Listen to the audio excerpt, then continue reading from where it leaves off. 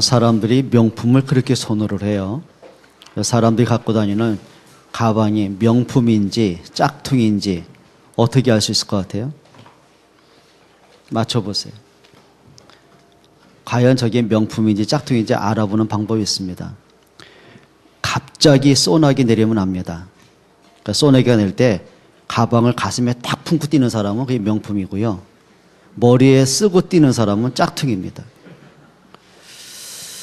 한 가지 또 물어봅시다. 우리 신자가 명품 신자인지 짝퉁 신자인지 어떻게 알 수 있을까요? 평상시대 모르고 결정적일 때 알 수 있습니다. 정말 복음을 사랑하는 사람과 복음을 이용하는 사람의 차이는 결정적일 때 볼 수 있습니다. 또 시험 당하면 알 수 있습니다. 진짜 이 사람이 그리스도의 능력을 믿고 응답받고 있는지, 아니면 그냥 무늬만 그리스도인지 문제 오면 시험 들면 알 수 있습니다. 또 하나는 이익의 결과 오면 알 수 있습니다. 그러니까 모든 사람들은 이익 따라 움직이거든요. 근데 내가 손해가 되면 복음도 없고 교회도 없어요. 또 사람들이 말하는 거 보면 알 수 있어요. 이렇게 평상시 이렇게 경건하고 그런 말 말고 진짜 나도 모르게 은연중에 내가 드러나게 있잖아요. 그 말하는 거 보면은 내가 이 말을 해야 되는지 안 해야 되는지 분별하면서 사는 사람이 있고요. 생각난 대로 시험 들든 문제 오든 관계하는 사람이 있습니다. 그러니까 명품과 이렇게 짝퉁의 차이입니다. 옆에 분에 한번 물어보세요. 당신은 명품입니까? 짝퉁입니까? 우리 김 장로님은 명품 장로입니까? 짝퉁 장로입니까? 왔다 갔다 합니까? 여러분이 보실 때 저는 명품 목사입니까? 짝퉁 목사입니까? 이게 다 영안이 이렇게. 오늘 점심은 내가 사겠습니다. 정말 부탁합니다. 여러분이 정말 명품 신앙 좀 가졌으면 좋겠어요. 자꾸 분위기 따라, 환경 따라, 여론 따라, 이익 따라 움직여가는 사람이 아니라 정말 복음 따라 일심으로, 지속으로, 전심으로 저렇게 방향 맞춰 가시기를 축원합니다. 오늘 성경에는 우리가 아까 말씀하신 욥의 명품 신앙을 좀 볼 수 있습니다. 혹시 또 제목에 또 오해하지 마시고요. 명품이 있고 짝퉁이 있냐. 우리가 받은 구원은 다 맞죠.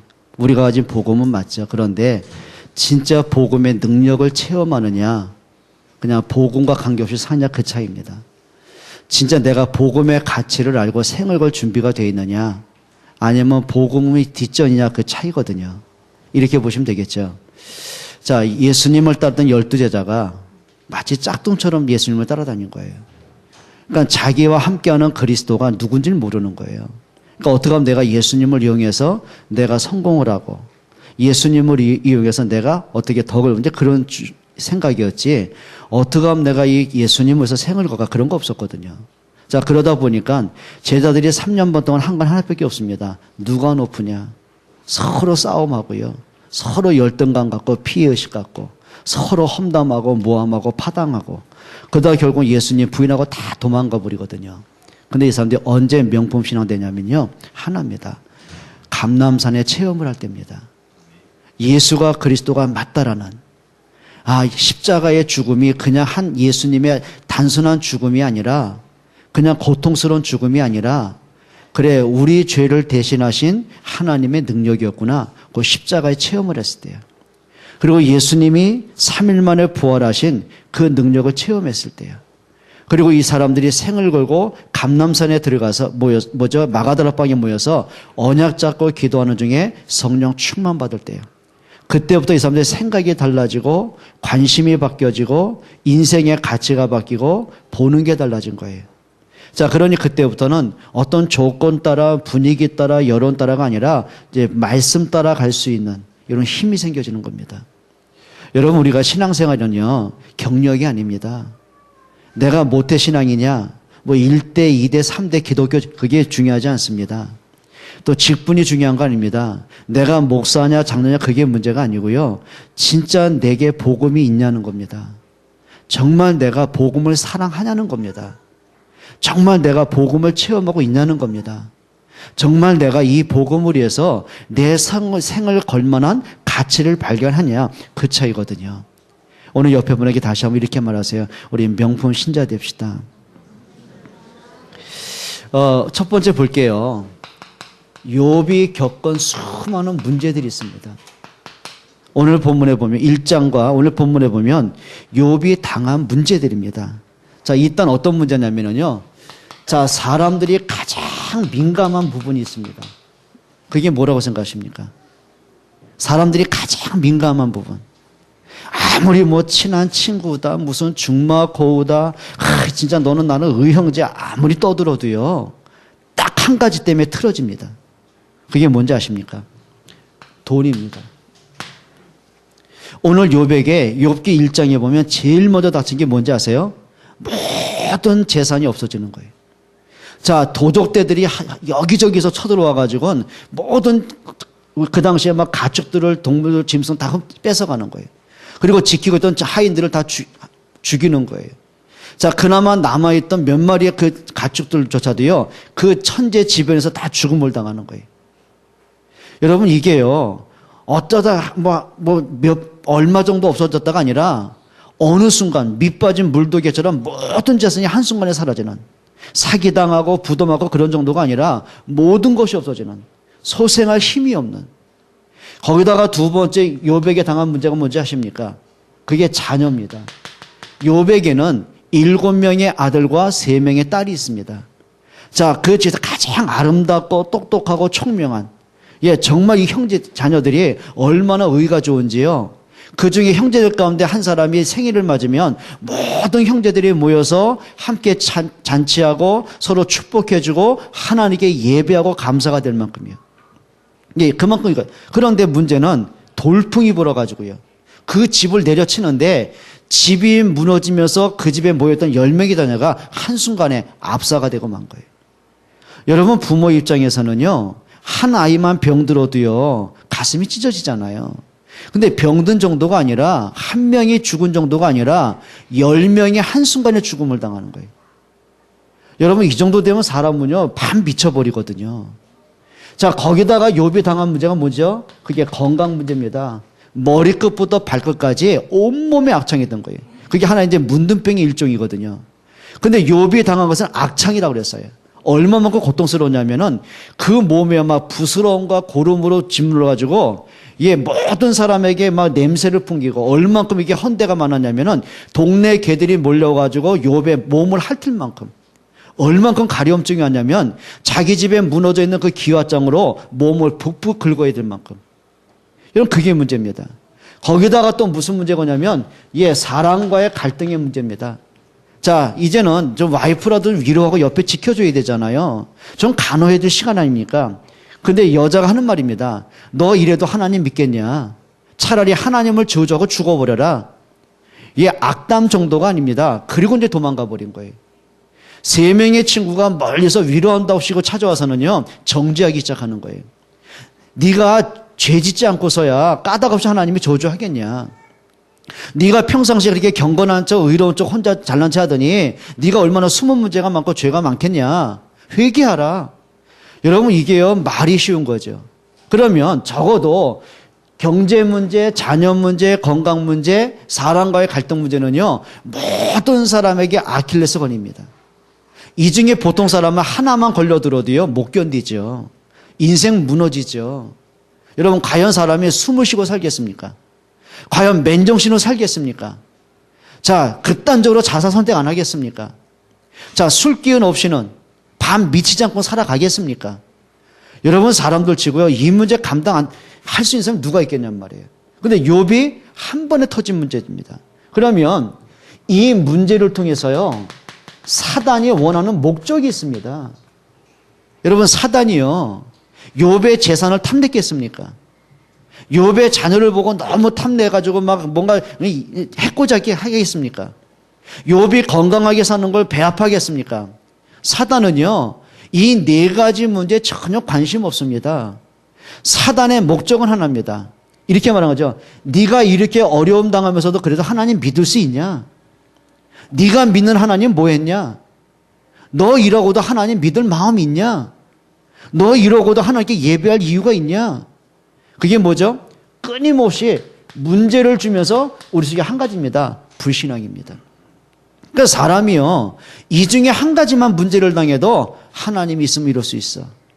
그동안 내가 예수 믿고 살아왔는데 응답 온 게 뭐야? 아니 뭐 불신자보다 내가 잘된 게 뭐가 있어?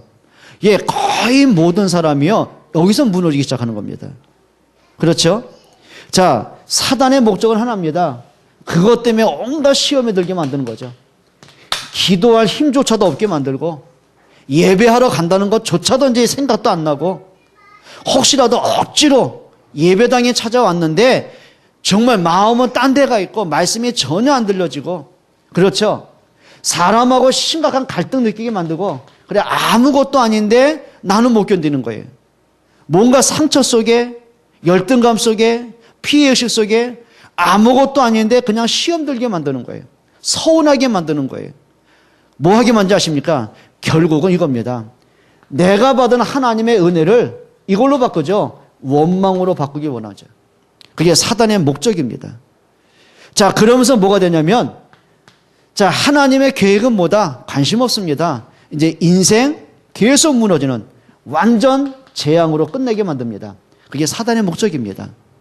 여러분이 신앙생활을 하든지 인생을 살아가면서요, 사단을 즐겁게 할 이유는 없습니다. 여러분, 사단이 여러분에게 원하는 거 하나입니다. 사단이 아담을 찾아온 목적은 하나입니다. 에덴 동산 목적이 아닙니다. 에덴 동산 욕심낼 이유가 없습니다. 목적은 뭔지 아십니까? 그 마음속에 불신앙을 심어줘서 하나님 떠나게 만드는 겁니다. 여러분, 사단이 부부를 찾아올 때 목적은 하나입니다. 그렇죠? 아무것도 아닌데 기싸움하고 자존심 내걸게 만들고 상처받게 만들고 그리고 이간시키고 깨지게 만드는 겁니다. 사단이 여러분 자녀를 찾아올 때는 하나입니다. 뭔지 아십니까? 그 자녀로 하여금 하나님을 떠나게 만들고 은혜 못 받게 만들고 세상 문화에 노예되게 만들고 인생 파괴하게 만드는 겁니다. 그래서 사단의 목적은 뭐냐면 이간하는 자다. 회방한다. 그렇죠? 거짓말하는 자다. 얘 거짓말로 자꾸 속입니다. 얘 마치 이게 전부인 것처럼. 그러니까 사단이 목적은 거든요. 네가 이러고도 진짜 하나님 믿을 마음이 있냐 그거거든요. 여러분, 사단에게 속지 않기를 축원합니다. 자, 이때 욥이 자신의 고통을 토로하기 시작합니다. 오늘 한번 본문 한번 몇 가지 보셔야 됩니다. 1절 한번 보세요. 1절이 이렇게 말하죠. 욥이 대답하여 이르되, 지금 3명의 친구가 찾아와서는 막 정죄하고 회개하라고 다구치고, 자, 그 말을 듣고 있는 욥이 자기 심정을 얘기하는 겁니다. 2절이 이렇게 말하죠. 너희가 내 마음을 괴롭히며 마음을 계속 격동시키는 거예요. 마음에 상처를 주고 마음에 빚을 꽂습니다. 그리고 하는 말이죠. 너희가 말로 나를 짓부수기를 언제까지 하겠느냐. 예, 많은 아픔을 주고 그리고 말로 정죄하기 시작합니다. 여러분, 정말입니다. 말 진짜 조심하셔야 됩니다. 그러니까 우리는 흔히 하잖아요. 사람에서 막 생각 없이 판단하고 말할 때 있지 않습니까? 여러분, 그 말이요, 사람을 죽이고 시험 주는 말이라면 그거는 사단에게 이용당하고 있다고 보시면 됩니다. 여러분, 진짜 말이 뭔지 아십니까? 사람을 살리고 그 사람으로 하여금 복음 안에서 모든 것이 회복될 수 있구나, 답을 줘야 됩니다. 여러분, 말 진짜 잘하시기를 축원합니다. 그리고 고백이죠. 8절이 이렇게 말합니다. 같이 한번 읽어볼까요? 그가 내 길을 막아 지나가지 못하게 하시고 내 앞길에 어둠을 두셨으며, 그 말은 뭐죠? 하나님이 나를 참 막는 것처럼. 그렇죠. 한두 가지 문제가 와야죠. 하나님이 계시면 이럴 수 있어 할 만큼. 그러면서 자, 흑암이 나를 덮은 것처럼, 예, 자신의 문제를 얘기하는 거죠. 그 다음에 9절 한번 보세요. 나의 영광을 뭐 하시며? 거두어 가시며 나의 관모를 머리에서 벗기시며. 이게 무슨 얘기죠? 내가 지금까지 살아오면서 많은 쌓았던 일들, 성공들, 많은 응답들, 그렇죠, 모든 영광을 하루아침에 없어졌으며. 여러분, 이 정도 되면 사람 숨 막힐 수 있겠죠? 10절에 보세요. 사면으로 나를 허르시니, 사면을 봐도 내가 빠져나갈 길이 없는 거예요. 어디를 봐도 문제 해결에 답이 없는 거예요. 그 말이죠. 자, 그러면서 뭐라 그래요? 11절에 나를 향하여 진노하시고 원수같이 보시는구나. 하나님이 마치 진노하시는 것처럼, 하나님이 나를 원수로 여겨가지고 나를 짓밟는 것처럼 그렇게 느껴질 만큼. 그 다음에 12절 보세요. 그 군대가 일제히 나와서 길을 도두고 나를 치며 내 장막을 둘러 진을 쳤구나. 사방에서 수많은 군대들이 나를 옥죄어오는 것처럼 이제 소망이 끊어진 거죠. 답이 없는 거죠. 13절 보세요. 나의 형제들이 나를 멀리 떠나게 하시니 나를 아는 모든 사람이 내게 낯선 사람 되었구나. 이제는 내 주변에 사람이 없어요. 그렇죠. 동방의 갑부로 있을 때 많은 사람의 존경을 받을 때는요, 문전성시로웠어요. 사람의 발길이 끊어진 적이 없어요. 모든 사람으로도 존경을 받고 부러움을 받는 몸이었어요. 인정을 받았어요. 그런데 욥 자신이 문제를 당하고 보니까 내 주변에 모든 사람이 떠나가는 거예요. 욥이 외로움을 얘기하는 거죠. 14절 보세요. 내 친척은 나를 버렸으며 가까운 친지들은 나를 잊었구나.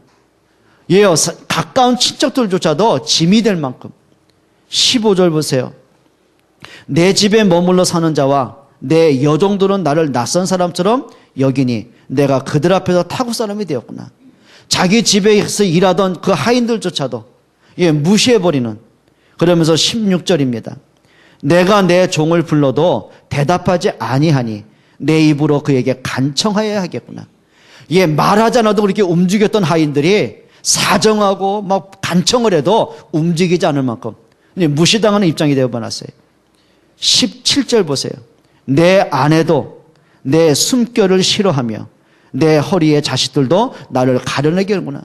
그 아내조차도 욥이 막 고통 속에 신음하는 그 숨소리조차도 듣기 싫어가지고 하는 말이죠. 차라리 하나님 조져 욕하고 죽어버리라고. 그러니까 아내도 떠나버리는 입장이 됐어요. 19절 보세요. 18절에 어린 아이들까지도 나를 업신여기고 내가 일어나면 나를 조롱하는구나. 아이들도 업신여기고 이제 그 병든 몸으로 가까스로 일어나면 일어나는 그 모습 보고 사람이 또 조롱하고. 19절 보세요. 나의 가까운 친구들이 나를 미워하며 내가 사랑하는 사람들이 돌이켜 나의 원수가 되었구나. 그리고 20절 한마디로 말합니다. 남은 것은 이것밖에 없어요. 내 피부와 살이 뼈에 붙어버렸고. 먹지 못하고 고통 속에 지쳐있다 보니까 뼈만 앙상하게 남고 남은 거 하나입니다. 겨우 잇몸뿐이구나. 이게 지금 욥이 고백한 말입니다. 자, 그러면 지금까지 쭉 얘기 들어보면은 욥이 막 탄식하고 막 절규하고 원망하고 불평 이렇게 들릴 수 있잖아요. 지금 자기 상황을 얘기하는 겁니다. 내가 이런 문제에 왔다는 거예요. 그런데 욥이 진짜 하고 싶은 말이 있습니다. 한번 보시겠습니다. 우리 한번 성경 앞으로 오늘 접어두시고요. 1장 20절로 한번 가겠습니다. 1장 20절입니다. 같이 한번 읽겠습니다. 1장 20절 다 같이 시작. 욥이 일어나 겉옷을 찢고 머리털을 밀고 땅에 엎드려 예배하며. 여러분 정말 이때 여러분 예배할 마음 있어요? 예배는 뭐예요? 내 온 마음을 다해서 하나님을 경배하는 거예요. 내가 가장 낮은 모습으로 하나님을 찬양하는 거예요.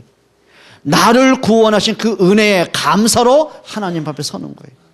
그러면 욥이 이 상황에서 감사할 게 뭐가 있어요? 이 상황에서 무슨 하나님께 예배할 의미가 어디 있겠어요? 그런데 욥이 한 가지 선택합니다. 어떤 경우 앞에서도 하나님 앞에 예배의 축복은 뺏기지 않습니다. 여러분 예배는요 감정 따라 가지 않았으면 좋겠어요. 여러분 기분 따라 조건 따라 안 갔으면 좋겠어요. 그러니까 많은 사람의 거의 대부분이요 자기 기준대로 살아가거든요. 이거 빨리 회복하셔야 됩니다. 예배 갖고 장난 안 치시기를 바랍니다. 또 욥이 선택한 게 있습니다. 21절입니다. 1장 21절입니다. 이르되 내가 모태에서 알몸으로 나와 싸운즉 또한 알몸이 그리로 돌아가올지라. 주시니도 여호와시요 거두시니도 여호와시오니 여호와의 이름이 찬송을 받을지입니다.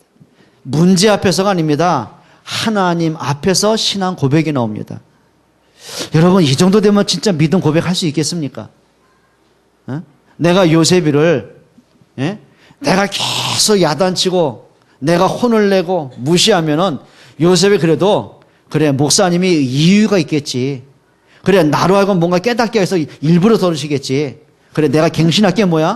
그럴 것 같아, 요셉아? 너 나와봐. 저기 아주. 나와봐. 저 사람 됐어요. 어릴 때 저거 진짜 나쁜 말로 인간 될까 싶었거든요. 최씨 고집이 있지. 곤조 있지. 저게 지 엄마한테 대드는데요. 못 견디겠다니까요. 야, 한번 울기 시작하면은요. 얼굴에 독을 풀고 울더라니까요. 반항하는데요. 너 얘기하는 거 아니야? 저기 저요섭 얘기하는 거야? 그래서 한 번 안 되겠더라니까요. 그래서 사람도 교육하는 가운데요. 쇼크 교육이라는 게 있습니다. 충격요법. 그래서 제가요. 아무도 없는 데였으면 내가 협박인데 지 엄마 탔어요. 내 차에. 내가 딱 그저 끌어내렸습니다. 제가요. 원래 욕을 못하는 인격자 아닙니까? 저 진짜 욕 안 하고 커봤거든요. 믿거나 말거나. 내려 이 새끼야. 골목을 끌고 왔어요. 지 앞에서. 엄마는 노랗게 얼굴 변했고 지 새끼 어떻게 할까 봐. 너 지금 뭐 하는 짓이야? 그랬더니요. 지가 내 표정 보니까 옛날 인자한 표정 아니거든. 놀래가지고. 그때부터 내 말이 하면요. 이렇게 오늘까지 순종하고 있지 않습니까? 제가 소원이 뭔지 아십니까? 목사님 세계복음을 해외 다니실 때 이코노미 타면은 얼마나 힘드시냐고 자기가 대한항공이나 아시아나 취직해가지고 퍼스트 클래스 모시겠다고. 근데 두 가지 해야 돼. 네가 대한항공 직원 되더라도 직계 부모님 외에는 못 모셔. 그럼 답은 하나야, 두 개야. 네가 양자로 입적을 하든 네가 돈을 많이 벌어가지고 퍼스트 클래스 끊어주든 둘 중에 하나야. 어떤 거 선택할래? 이따 계약서 쓰자. 자, 쓸데없는 얘기 왜 합니까? 정말 내가 막 한다면 시험 안 들 것 같습니까, 여러분? 안 들 것 같습니까? 여러분 평상시 오직 예수 말하다가도 문제 한번 터져보세요. 진짜 예배할 것 같습니까? 못합니다. 근데 욥이 선택한 건 이겁니다. 그리고 또 한 가지 선택을 합니다. 22절 한번 보세요. 이 모든 일에 욥이 범죄하지 아니하고 하나님을 향하여 뭐하지 아니하니라? 원망하냐. 그 입으로 하나님께 범죄치 아니하고 원망치 아니하니라. 여러분 신앙에 좀 절개 지킬 수 있기를 축원합니다. 자, 그러면 욥이 과연 어떤 힘이 있었냐 말이죠. 그냥 인내심이 강한 건 아닐 텐데요. 여러분 인내심에도 한계가 있을 거 아닙니까? 근데 욥이 갖고 있는 욥의 믿음의 색깔이 있습니다. 자, 몇 가지 한번 찾아보시기 바랍니다. 욥기 1장 21절 다시 한번 읽겠습니다. 이르되 내가 모태에서 알몸으로 나와 싸운즉 또한 알몸이 그리로 돌아가올지라. 주신이도 여호와여 거두신이도 여호와다. 그 말은 뭐죠? 그래, 하나님의 은혜로 내가 이 땅에 오지 않았느냐? 하나님의 은혜로 지금까지 살아온 거 아니냐? 하나님이 나를 축복함으로 여기까지 온 거 아니냐? 그러면 주신 분이 하나님이시라면 거두신 분도 하나님이시다. 하나님이 까닭 없이 내 것을 거둬가셨겠냐? 하나님이 내 것이 아까워가지고 다시 거둬가셨겠냐? 그게 아니라면 진짜 하나님의 계획이 뭐냐? 이겁니다. 그냥 주권이 아니라 하나님의 절대 주권을 고백합니다. 생명은 내 거 아닙니다. 하나님이 주셨습니다. 생명은 내가 지키는 거 아닙니다. 하나님이 지키셔야 생명을 보존할 수 있습니다. 내가 마음대로 시간 연장할 수 없습니다. 하나님이 오라시면 언제든지 가야 됩니다. 여러분 자녀는 부모 거 아닙니다. 하나님이 생명을 주셨습니다. 저의 미래와 인생은 하나님의 시간표 속에 있습니다. 착각하면 안 됩니다. 욥이 그거 봅니다. 내 돈이냐? 내 자식이냐? 건강은 내 거냐? 하나님의 은혜 아니냐? 그러면 하나님의 시간표에 따라 온 문제라면 그 문제까지 하나님 계획은 뭐냐? 이건 막연하게 숙명이 아닙니다. 진짜 하나님을 인정하는 겁니다. 하나님의 능력을 고백하는 겁니다. 여러분 하나님 인정하시기를 축원합니다. 혹시 여러분들이 IQ가 200이 넘어가지고 지혜가 뛰어나가지고 여러분 미래까지 예측할 수 있다면 하세요. 그런데 인간은요 미래 예측할 수 없어요. 여러분이 1분 2초의 시간을 여러분 판단할 수 없어요. 제가 메시지 맞추고 내려가다가 어떻게 될지 몰라요. 당장 이번 주에 아이들 데리고 비전 캠프 나가잖아요. 어떻게 아무도 몰라요. 자, 그렇다면 진짜 하나님께 맡기시기로 축원합니다. 잠언 기자는 이렇게 말합니다. 너의 길을 여호와께 맡겨라. 사람이 자기의 마음으로 계획할지라도 그 걸음을 인도하신 자는 여호와시다. 그래요. 사인은 하나님이 하셔야 돼요. 응답은 하나님이 하셔야 돼요. 부모가 자식 책임지니까 아닙니다. 하나님이 그 아이의 인생을 책임지셔야 돼요. 부모는 한 가지 책임이 있습니다. 그 아이에게 언약 전달하는 겁니다. 아이가 하나님을 알도록 돕는 겁니다. 부모는 자녀에게 기도할 책임이 있습니다. 여러분 정말입니다. 하나님의 절대 주권 인정하시기를 축원합니다. 두 번째 중요한 게 있죠. 하나님의 절대 계획이 뭔가를 찾아내기 시작합니다. 당장 문제 온다고 뭐 하나님 계획 이거구나. 우리 그럴 수준 아니잖아요. 당황하잖아요. 낙심할 수 있잖아요. 불신앙 우리 안 합니까? 얼마든지 불신앙할 수 있습니다. 우리 연약함이 그러니까요. 자, 그러면 중요한 게 있습니다. 연약할 수 있고 불신앙할 수 있고 흔들릴 수 있습니다. 그런데 하나는 생각해야 돼요. 하나님의 진짜 계획은 뭘까? 그런데요, 하나님의 계획 중에 1차 계획이 뭔지 아십니까? 우리가 말씀을 떠난 우리의 영적인 상태를 바꾸는 게 하나님의 계획입니다. 그게 1차 계획입니다. 그래, 부모님들은 자녀 때문에 막 힘들고 고민하고 가슴 졸이잖아요. 그런데 깨달으셔야 됩니다. 그래, 내가 지금까지 복음을 안 했구나. 내가 지금까지 믿음을 안 살아왔구나. 내가 지금까지 자녀에게 언약 전달할 힘이 없었구나. 그래, 지금이라도 말씀으로 돌아가자. 예, 그게 하나님의 1차 계획입니다.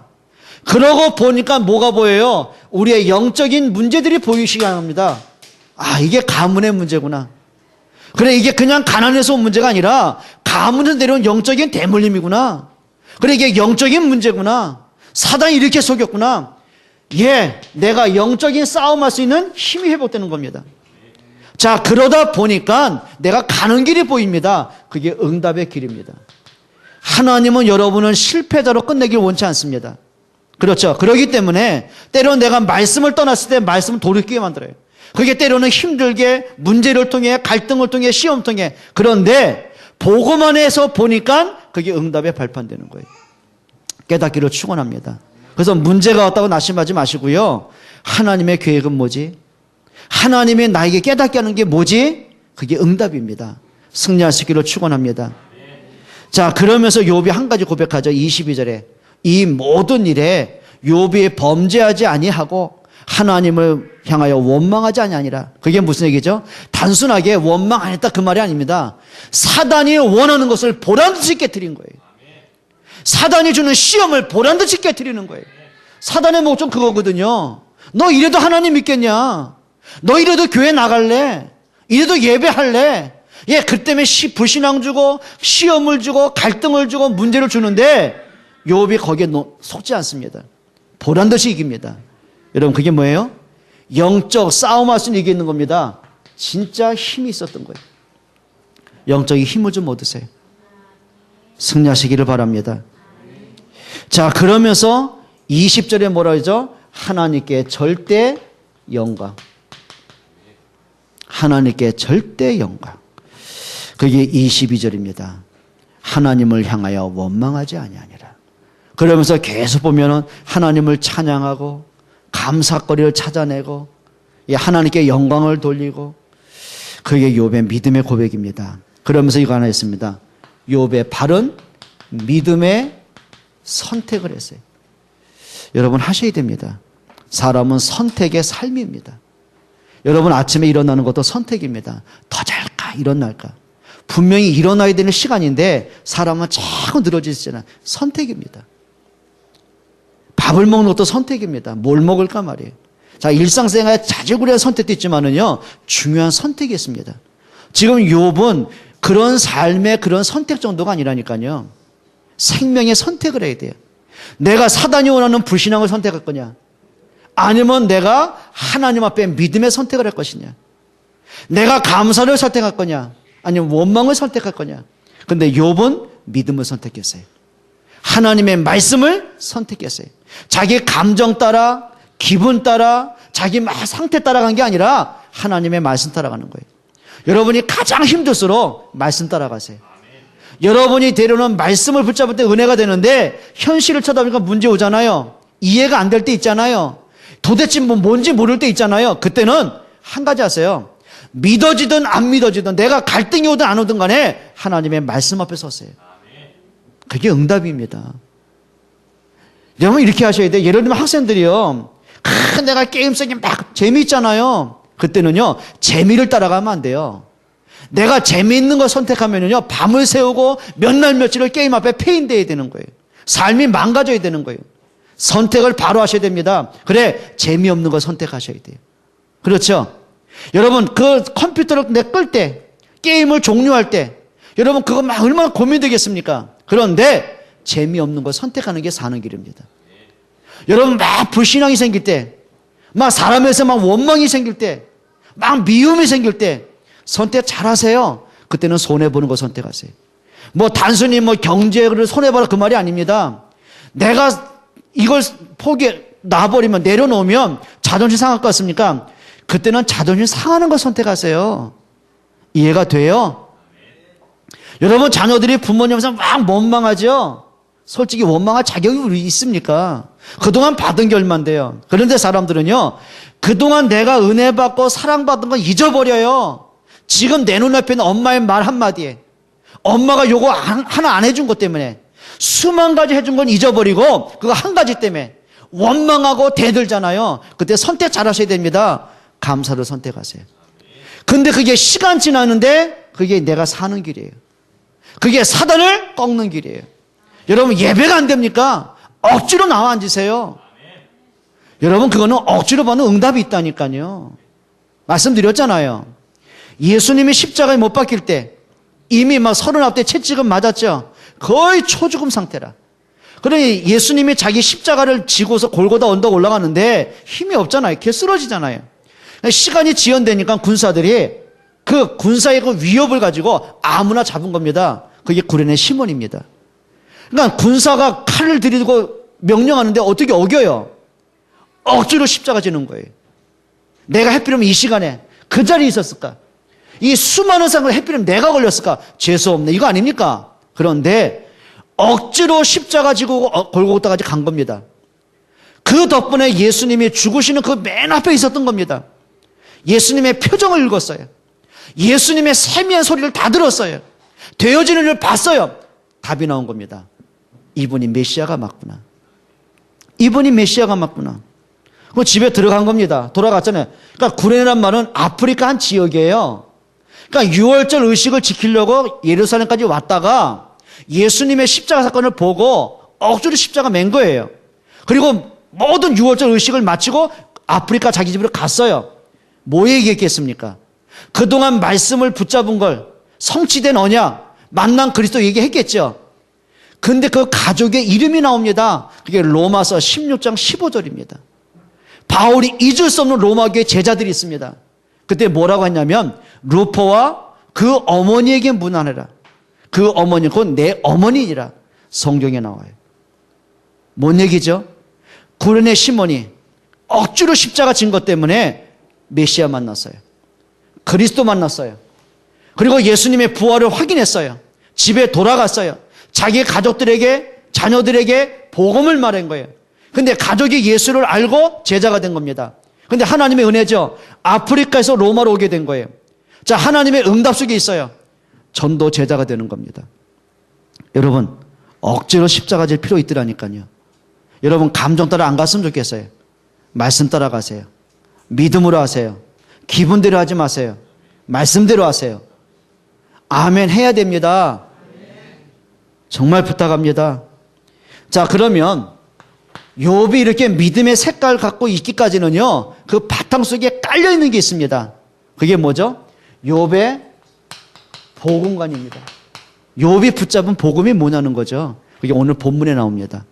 오늘 19절 보세요. 욥은 예수님 오시기 1500년 전 사람이에요. 완전 구약시대 사람이에요. 자, 그런데 욥은 한 가지 가슴에 답이 있는 거예요. 창세기 3장 15절 여자의 후손, 분명히 그 주인공 오실 것이다. 방주의 주인공 분명히 오실 것이다. 그래요. 6월절 양의 피 사건으로 출애굽한 것처럼 그 피의 주인공 그리스도 오실 것이다. 요 답이 있는 거예요. 자, 그 고백의 증거가 뭔지 아십니까? 25절 보세요. 이렇게 말합니다. 내가 알기에는. 이 많은 고통 속에, 고난 속에, 힘든 속에서 욥이 딱 붙잡은 게 있습니다. 환경과 문제가 아닙니다. 그 죽음과도 같은 문제 속에서 욥이 딱 붙잡은 게 있습니다. 그게 뭐죠? 내가 알기에는 나의 대속자가 뭐 하시니? 살아계시니. 후일에 그가 이 땅에, 마침내 그가 이 땅에 서실 것이다. 나는 분명히 안다. 하나님이 언약하신 메시아 그리스도가 분명히 이 땅에 오실 것이다. 언약에 대한 확신이 있었어요. 하나님이 주신 약속에 대한 확신이 있었어요. 죽음의 문제 앞에, 고통의 시간에, 절박한 시간에, 모든 걸 잃어버린 그 시간에 한 가지 붙잡았어요. 이렇게 보시면 되죠. 사단은 모든 문제를 주면서 하나를 뺏으려고 그런 거예요. 그래요. 자녀의 문제, 건강 문제, 경제 문제, 모든 문제, 시험을 주면서 한 가지를 뺏으려고 그런 거예요. 너 이래도 예수 믿을래? 근데 욥은 모든 사건 속에 하나를 붙잡은 거예요. 모든 걸 잃어버렸는데 한 가지 붙잡은 거예요. 나는 안다. 하나님이 언약한 그리스도는 반드시 오신다.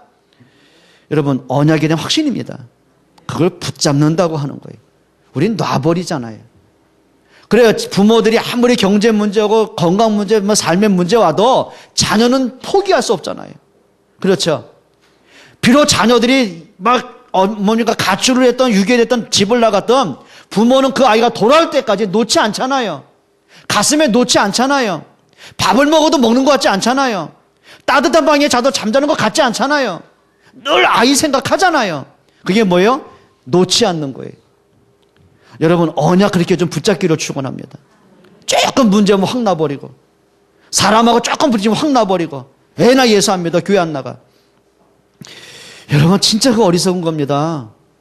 복음은 그런 거 아닙니다. 믿음은 그런 거 아닙니다. 여러분, 진짜 복음의 사람 되시기를 축원합니다. 언약입니다. 그리고 그분이 반드시 이 땅에 오실 것을, 말씀대로 성취하실 것을 확신했어요. 하나님의 언약대로 그분은 이 땅에 서실 것이다. 하나님이 사람으로 분명히 이 땅에 오실 것이다. 죄인들의 죄를 해결하기 위해 그분이 이 땅에 서실 것이다. 그 답이죠. 그리고 26절 이렇게 고백을 합니다. 내 가죽이 벗김을 당한 뒤에도 내가 육체 밖에서 하나님을 보리라. 내 가죽이 벗김을 당했다. 그래, 나는 언젠가 죽는다. 언젠가 죽는다. 그런데 그리스도의 부활 때 나도 부활할 것이다. 육체 밖에서 하나님을 보리라. 무슨 신앙이죠? 그리스도의 부활, 성도의 부활을 믿는 신앙입니다. 여러분, 복음에 기독교의 십자가와 부활의 복음이 없다면 그거는 복음 아닙니다. 종교입니다. 혹시 예수님의 십자가의 능력과 부활의 능력이 없다면 우리 예수 믿으면 사기당하는 겁니다. 그러니까 바울은 이렇게 말했습니다. 그리스도의 부활이 없다면 하나님은 거짓말이다. 내가 부활이 있다고 너에게 전했는데 만약에 그리스도의 부활이 없다면 나는 사기꾼 중에 사기꾼이다. 그런데 나는 믿는다. 그리스도의 부활이 있음을 믿는다. 그게 바울의 메시지입니다. 여러분, 진짜 여러분 속에 어떤 신앙이 있습니까? 힘들 때 그냥 도우시고, 외로울 때 좀 위로가 되고, 답답할 때 좀 힘이 좀 돼주고, 문제를 빨리빨리 좀 해결해 주고, 말썽 부리는 자식들마저 뭔가 정신 차리게 해주고, 몸 좀 건강하게 하고, 예, 많은 거 기도하셔야 돼요. 근데 그것 때문에 예수 믿으십니까?